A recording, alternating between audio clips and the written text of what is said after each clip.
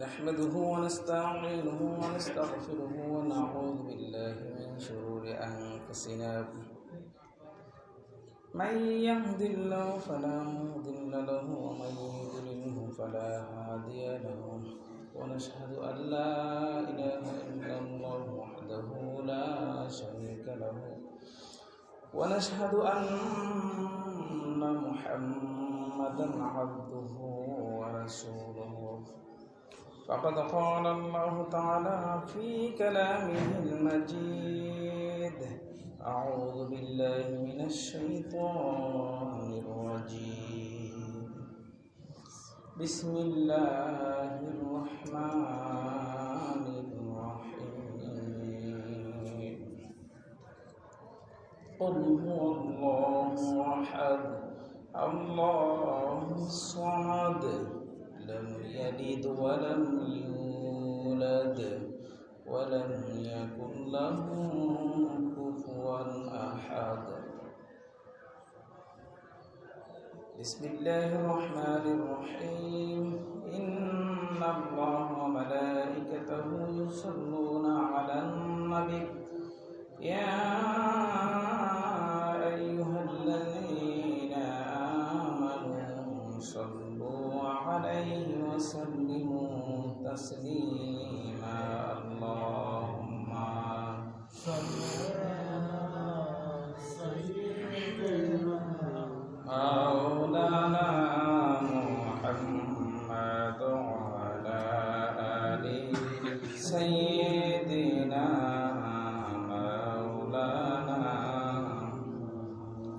اللهم صل على سيدنا مولانا محمد وعلى آل سيدنا مولانا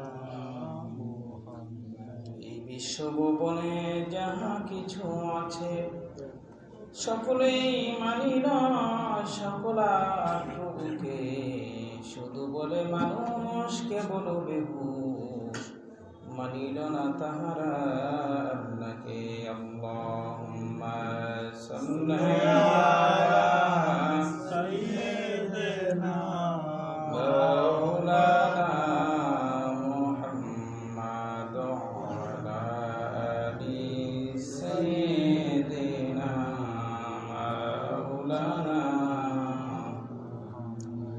লা ইলাহা ইল্লাল্লাহ লা ইলাহা ইল্লাল্লাহ লা ইলাহা ইল্লাল্লাহ লা ইলাহা ইল্লাল্লাহ লা ইলাহা ইল্লাল্লাহ লা ইলাহা ইল্লাল্লাহ লা ইলাহা ইল্লাল্লাহ লা ইলাহা ইল্লাল্লাহ লা ইলাহা ইল্লাল্লাহ লা ইলাহা ইল্লাল্লাহ লা ইলাহা ইল্লাল্লাহ মুহাম্মাদুর রাসূলুল্লাহ সাল্লাল্লাহু আলাইহি ওয়াসাল্লাম। সম্মানিত উপস্থিত আমার দিনদার মুসলমান ভাইরা, আসসালামু আলাইকুম ওয়া রাহমাতুল্লাহি ওয়া বারাকাতুহু। মহান আল্লাহ পাকের দরবারে আমরা শুকরিয়া আদায় করছি যে মহান আল্লাহ তাআলা আজকের এই পবিত্র জুমার দিনে সুস্থ দেহ সুস্থ মন নিয়ে আল্লাহর মসজিদে আসার তৌফিক দান করেছেন। সে আল্লাহ পাকের দরবারে আমরা শুকরিয়া আদায় করছি। আমরা বলি আলহামদুলিল্লাহ। তার দরবারে আরো শুকরিয়া আদায় করছেন যিনি আমাদেরকে আখির জামানার পয়গম্বর হযরত মুহাম্মদ রাসূলুল্লাহ সাল্লাল্লাহু আলাইহি সাল্লামের উম্মত করেছেন, যিনি আমাদেরকে মুসলমান করে এই পৃথিবীর জমিনে প্রেরণ করলেন। সে আল্লাহ পাকের দরবারে আমরা আমাদের হৃদয়ের আবেগটুকু ঝাড় করে স্বতঃস্ফূর্ত কণ্ঠে শুকরিয়া আদায় করছি। আমরা বলি আলহামদুলিল্লাহ। পবিত্র কালামে পাকের 114টি সূরা থেকে শুরুতে ছোট্ট একটি সূরা আপনাদের সামনে তেলাওয়াত করেছি। এই সূরার আলোকে আমলের নিয়তে কিছু বলা এবং শোনার তৌফিক আল্লাহ পাক দান করেন। আমরা বলি আমিন। শুরুতে সূরা ইখলাস তেলাওয়াত করেছি। যে সূরা ইখলাসে একজন সত্যিকার মাবুদের 4টি বৈশিষ্ট্যের কথা বলা হয়েছে।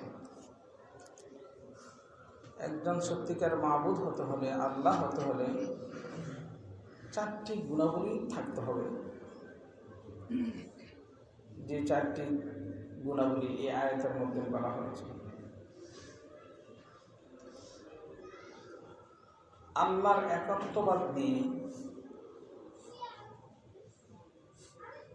কোন সূরা নাজিল হয় নাই,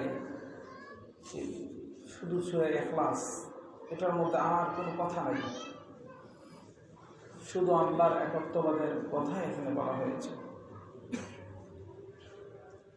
শুরুতে আল্লাহ বলেছেন কুল হুয়াল্লাহু আহাদ, হে রাসূল আপনি বলেন আল্লাহ একক। আল্লাহ কয়জন? একজন। এখানে সূরা ইখলাসের শুরুতে আল্লাহ পাক আহাদ শব্দটি ব্যবহার করেছেন। ওয়াহিদুন শব্দের অর্থ এক, আহাদুন শব্দের অর্থ এক, তবে এটার প্রকৃত অর্থ হচ্ছে একক। আহাদুন শব্দের অর্থ একক, মানে একক হচ্ছে এমন একক। আহাদুন শব্দটাতে আল্লাহ বোঝাচ্ছেন যে এককের মধ্যে কোনো শরীক নাই। যেমন আমরা ওয়াহিদ ইসনানের মানে 1 2 3, কিন্তু এককের পরে কত? এককের পরে দশক, এককের পরে 2 আসে না কিরকম? একক, দশক, শতক, সহস্র পড়ছি না আমরা? 1 2 3 4 গণা যায়, কিন্তু এককের পরে দশকের সংখ্যা চলে না। কিন্তু আহাদ শব্দটা দিয়ে আল্লাহ ব্যবহার করে এটাই বোঝাচ্ছেন যে তিনি এমন একক যার পরে আর কোনো দ্বিতীয় কোন নাই। বলুন হে রাসূল আপনি বলুন আল্লাহ একক। জাহিলি যুগের লোকেরা তাদের বিভিন্ন দেবতার বিভিন্ন নাম ছিল, কিন্তু কোন দেবতার নাম আল্লাহ নাম রাখার সাহস তারা করে নাই। আল্লাহ যে কি জিনিস এটাও কিন্তু তারা বুঝতো, এরপরও তারা ওই বাপদাদার ধর্ম পালন করে আছে, ওই অন্ধবিশ্বাসী তারাও পালন করেছে। যদিও তারা মূর্তি পূজারী ছিল, কিন্তু আল্লাহ সম্পর্কে তারা বিদ্রুপ কোনো মন্তব্য করেন নাই।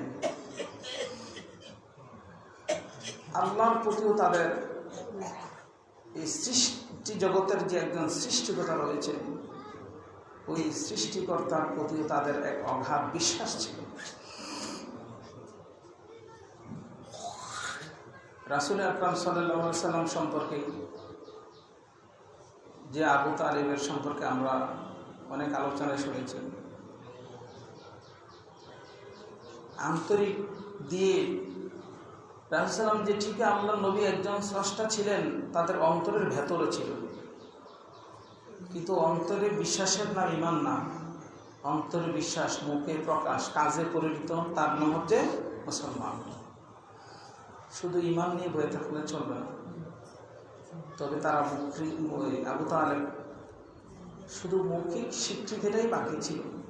মৃত্যুর আগে বলেছিল যে রাসূল সাল্লাল্লাহু আলাইহি ওয়াসাল্লাম বলেছিলেন, চাচা আপনি শুধু বলেন লা ইলাহা ইল্লাল্লাহু মুহাম্মাদুর সাল্লাল্লাহু আলাইহি ওয়াসাল্লাম, আমি কিয়ামতের ময়দানে আপনার ব্যাপারে আল্লাহর কাছে সুপারিশ করে বেহেশতে নিয়ে যাব।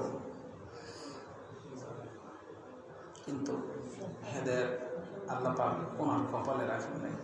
তো বলতেছিলাম যে আল্লাহ যে একজন আছেন এটাও তার বিশ্বাস করত। আব্রাহা যখন জানতে পারল দুনিয়ার মানুষ আল্লাহর কাবাঘর এটা তাওয়াফ করে, হজের সময় আসলে লাখ লাখ মানুষ জমা হয়ে যায়,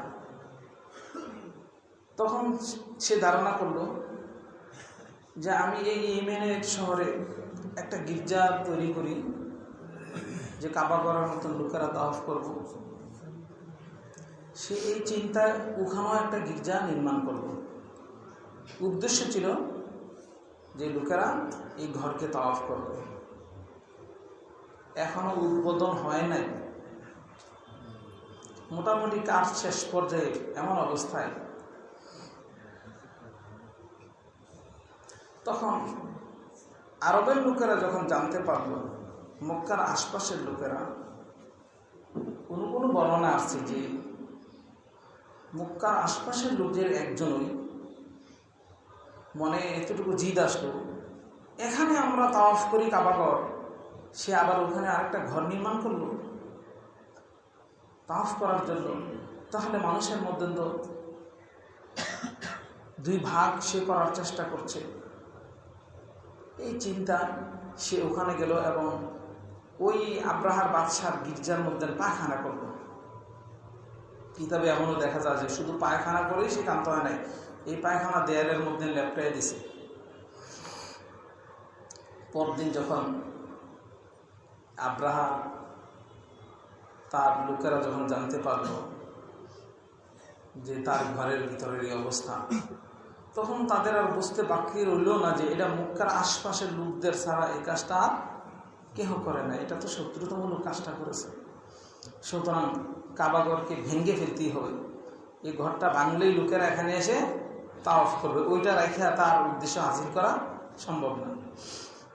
এই চিন্তা চেতনা নিয়ে কিন্তু আব্রাহা আল্লাহর ঘরকে ভাঙার জন্য অগ্রসর হচ্ছিল। 60,000 সৈন্যবাহিনী নিয়ে এসে হাতির একটা বহর নিয়ে আসছিল, সেও একটা বড় হাতির উপরে বসা ছিল। আল্লাহর কাবাঘরের মক্কার বাউন্ডারি ঢুকার পূর্বে আব্রাহা লোক পাঠাইছে যে এই কাবার মুতাল্লিকেরা ওকে ডাকাও, তার সাথে আগে কথাবার্তা নেই, যদি বুঝ পরামর্শ হয়ে যায় তো যুদ্ধ এখানেই বন্ধ, আর যদি কথায় না মিলে তাহলে আমরা এই ঘরকে ভেঙেই ফেলব। তখন আমরা এই কাবাঘরের মুতাল্লি ছিল আব্দুল মুত্তালিব, ওনাকে ডাকানো হলো। উনি একা গেলেন, দু একজন লোক সাথে ছিল, গেলেন। তখন আব্রাহা একটা চেয়ারের মধ্যে বসা ছিল, আব্রাহা চেয়ার থেকে উঠে গেলেন আব্দুল মুত্তালিবকে বসানোর জন্য, কিন্তু উনি এই চেয়ারে বসতে রাজি হলেন। নিচেই বসে পড়লেন, বাদশার সাথে কথাবার্তা শুরু হয়ে গেল। আব্রাহা তার ইচ্ছা প্রকাশ করল আব্দুল মুত্তালিবের কাছে যে আপনাদের ঘর ভাঙার জন্য আমরা অগ্রসর হচ্ছি, আপনারাও তো বিষয়টা জানেন কাহা, এখন আপনার অভিমত কি? আব্দুল মুত্তালিবকে আব্রাহা জিজ্ঞাসা করছেন যে আপনার মতামত কি? আমরা তো এখন আপনার ঘর ভেঙে ফেলব, 60,000 সৈন্যবাহিনী তো প্রস্তুত। আব্দুল মুত্তালিব ওনার কিছু ভেড়া বকরি ছিল, এই আব্রাহার সৈন্যরা এই ভেড়া বকরিগুলি নিয়ে আসছিল, শুধু নিয়ে আসছিল, এগুলি নেওয়ার জন্যই আব্দুল মুত্তালিব এখানে এসেছিলেন, নতুবা আব্রাহার ডাকে উনি সাড়া দিতেন না। আব্দুল মুত্তালিব ডেকে বলে, এ বাদশাহ, বেড়া বকরিগুলি এটি আমার, তোমার সৈন্যবাহিনী এগুলি নিয়ে আসছে, সুতরাং আমার বেড়া বকরিগুলি দম্বাগুলি তোমার সৈন্যদেরকে দিয়ে দিতে বলো। আব্দুল মুত্তালিব বলেন, কি আশ্চর্য, তোমাদের কাবাঘর আমি ধ্বংস করে ফেলবো, ভেঙ্গে ফেলবো, একটু কাবাঘরের প্রতি একটু মায়া নয় আপনার? আপনি আপনার ভেড়া ছাগলের প্রতি এত মায়া? আব্দুল মুত্তালিব বলেন, ভেড়া বকরিগুলি আমার, আমার ভেড়া বকরিগুলি তুমি আমাকে দিয়ে দাও, এই কাবার মালিক যিনি উনি এই ঘরকে রক্ষা করবে। তাহলে কাবার মালিক যে একজন আছেন, সে আল্লাহর প্রতি অগাধ বিশ্বাস তাদের ছিল কিনা? আল্লাহর প্রতি তাদের একটা বিশ্বাস ছিল। কিন্তু ওই যে বাপদাদার ধর্ম ত্যাগ করে তো আসা সম্ভব নয়। শেষ পর্যন্ত কি হলো আপনারা ইতিহাস জানেন। এ আব্রাহা হস্তি বাহিনী যখন অগ্রসর হচ্ছিল কাবাঘর ভাঙ্গার জন্য, আল্লাহ তারা ছোট্ট ছোট্ট চড়ুই পাখির মতন এক ঝাঁক পাখি পাঠালেন, যাদের ঠোঁটে এবং দুই পায়ে ছোট্ট ছোট্ট পাথরের কণা ছিল, যে কণাগুলি আব্রাহা সৈন্যদের উপরে নিক্ষেপ করা হয়েছিল। ফাজআলাহুম কাআসফিন মাকুল। গরু চিবে ঘাস খাওয়ার পর যখন ঘাসটি জমিনে ফেলে দেয়, যে অবস্থা দেখা যায়, ঠিক আব্রাহার বাহিনীটাকে এইভাবে ধ্বংস করে দেওয়া হয়েছিল সেদিন। ছোট্ট ছোট্ট পাথরের আঘাতে এইভাবে তারা বিনাশ হয়ে গিয়েছিল। তো আমার ভাইরা, আল্লাহ যে আছেন এটা তাদের বিশ্বাস ছিল, কিন্তু বাপদাদার ধর্ম ছেড়ে আসাটাই কষ্ট করছিল তাদের। তো আমাদের আল্লাহ একজন, তার মধ্যে কোনো সন্দেহ আছে? সন্দেহ নাই। হিন্দুরা 3 কোটি দেবতার পূজা করে। কয় কোটি জানেন না? 3 কোটি, একটা না দুইটা না, 3 কোটি দেবতার পূজা করে। এগুলি কোন কিতাবে যে আছে 3 কোটি দেবতার নাম, ওইটাও যদি আমি পাইতাম সংগ্রহ করতাম। এত দেবতার নাম, তবে এক এক দেবতার এক এক দায়িত্ব তাদের। এক এক দেবতার এক এক কাজ। কোন দেবতা রিজিকের দায়িত্ব আছে, আবার কোন দেবতা বিদ্যা অর্জনের দায়িত্ব আছে। মানে এইভাবে এক এক দেবতার এক এক কাজ। এবং শ্রীকৃষ্ণ গীতার 1/4 অধ্যায়ের মধ্যে একটা স্তূপ উনি বলে গেছেন যে তাদের ভগবান এই পৃথিবীতে আসেন পাপীদেরকে মুক্তি দিতে আর দুষ্কৃতী লোকদেরকে ধ্বংস করে দিতে। তাদের ভগবান এই পৃথিবীতে আসেন। শ্রীমদ্ভগবৎ গীতার 4th অধ্যায় 12 নম্বর শ্লোকের মধ্যে এই বিষয়টা বলা আছে। যদা যদা হি ধর্মোচ্ছ গ্লানিভবতি ভারত উত্থানং ধর্মোচ্ছ তদাত্মানাং সৃজ্যমহাং পরিত্রাণায় সাধুনাং বিনাশায় চ দুষ্কৃতাম ধর্ম সংস্থাপনায় সম্ভাবনী যুগে যুগে। তাদের ভগবান পৃথিবীতে আসেন, যুগে যুগে আসেন। যখন ধর্মের পতন হয়ে যায়, তখন পাপীদেরকে ধ্বংস করতে ভগবান এসে থাকেন, দুষ্কৃতীদেরকে খতম করতে। কিন্তু আমাদের আল্লাহ আসতে হয় না, আমাদের আল্লাহ আসতে হয়। ওয়াহুয়া মাআকুম আইনামা কুনতুম। বান্দা তুমি যেখানে, আমি আল্লাহ সেখানে। 33 কোটি দেবতার এক একজনের হাতে এক একটা পাওয়ার, কিন্তু সমস্ত দেবতার পাওয়ার সব মিলে আমার আল্লাহর কাছে কিছুই না। আল্লাহুস সামাদ, তিনি কারো মুখাপেক্ষী, তিনি নিজেই স্বয়ংসম্পূর্ণ। লাম ইয়ালিদ ওয়া লাম ইউলাদ, একজন মাবুদের 4টি বৈশিষ্ট্য। এই 4টি বৈশিষ্ট্যের কথা এই সূরার মধ্যে আল্লাহ বর্ণনা করেছেন। মাবুদ হতে হলে এই 4টি বৈশিষ্ট্য লাগবে। তিনি হবেন এক, তারপরে আর কোনো দ্বিতীয় নাই। আরেকটা হবেন, তিনি হবে সমাদ, কারো মুখাপেক্ষী হবেন না, তিনি একাই স্বয়ংসম্পূর্ণ।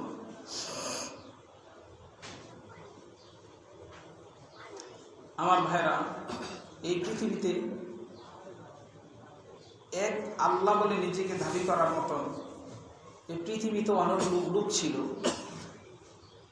কিন্তু প্রকৃতপক্ষে কিছু কিছু ক্ষমতার জোরও তারা নিজের খোদা বলে জনগণের কাছে প্ররোচনা করত। কিন্তু ওরাও তো কারো না কারো মুখাপেক্ষী ছিল। আমি যাচ্ছি না, সেদিকে লম্বা করছি না। তবে আল্লাহ আমার 4টি বৈশিষ্ট্য। এক হচ্ছে তিনি হবেন একক, কারো প্রতি মুখাপেক্ষী হবেন না। 3 নম্বর বৈশিষ্ট্য হচ্ছে লাম ইয়ালিদ ওয়া লাম ইউলাদ, তিনি কারোর থেকে জন্ম নেবেন না, তিনি কাউকে জন্ম দিবেন না। এই হচ্ছে আল্লাহর বৈশিষ্ট্য। চতুর্থ আল্লাহ হতে হলে চতুর্থ যে বৈশিষ্ট্য লাগবে সেটা হবে ওয়ালাম ইয়াকুল লাহু কুফুয়ান আহাদ, তার সমকক্ষ আর কেউ থাকবে না। কোরআন শরীফে একমাত্র একটাই সূরা যেখানে শুধু আল্লাহর একাত্মবাদের কথা বলা হয়েছে, সেটাই হচ্ছে সূরা ইখলাস। যে সূরা ইখলাস রাসূল আকরাম সাল্লাল্লাহু আলাইহি ওয়াসাল্লাম ইরশাদ করেন যে এটা হচ্ছে কোরআন শরীফের 1/3। কেউ যদি এটা একবার পড়ে, গোটা কোরআন শরীফ পড়ার যে সওয়াব, 3 বার পড়লে 1 কদম কোরআন শরীফের সমান সওয়াব পাওয়া যাবে। তাহলে একবার পড়লে 10 পারার সমান সওয়াব। যদি 3 ভাগও করেন, অত্যন্ত ফজিলতপূর্ণ একটা সূরা। হযরত আয়েশা রাদিয়াল্লাহু তাআলা আনহা থেকে বর্ণনা আছে যে আয়েশা রাদিয়াল্লাহু তাআলা আনহা বলেন, একদা কিছু সাহাবীদেরকে রাসূল আকরাম সাল্লাল্লাহু আলাইহি ওয়াসাল্লাম জিহাদের মধ্যে প্রেরণ করলেন। তো একজনকে ইমাম বানিয়ে, নেতা বানিয়ে পাঠিয়েছিলেন।